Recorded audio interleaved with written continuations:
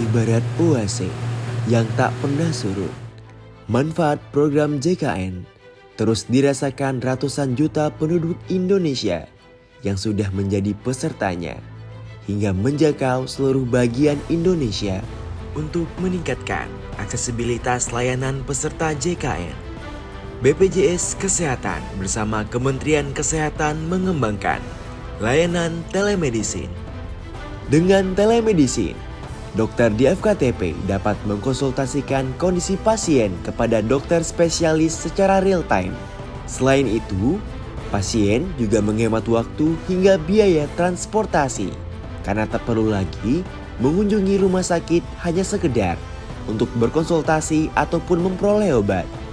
Bahkan, kondisi geografis tak lagi jadi hambatan bagi pasien JKN di daerah terdepan, terluar, dan tertinggal dalam mengakses layanan kesehatan.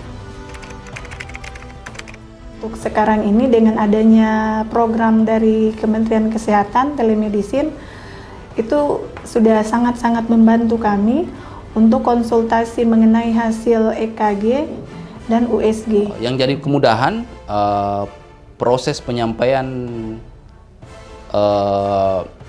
lintas kabupaten tidak mesti kami lagi nyebrang. Layanan telemedicine program JKN dari Wakatobi untuk Indonesia.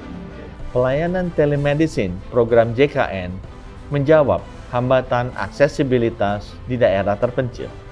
Melalui pelayanan telemedicine, program JKN KIS kian menjangkau pelosok negeri.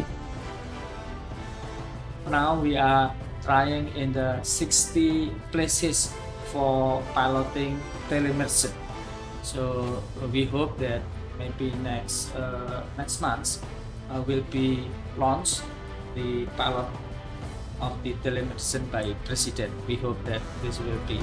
Asal ada koneksi aja, ada koneksi. Jadi ada dua, masyarakat bisa memanfaatkan layanan itu bisa dari rumah. Konsultasi ini sudah ada 12 juta yang memanfaatkan, termasuk di daerah 3T. Itu kita uji cobakan 50 di daerah 3T, kemudian 50 di non 3T. Untuk Anda, kami terus berinovasi memberikan pelayanan terbaik. BPJS Kesehatan melayani dengan hati, mengabdi untuk negeri.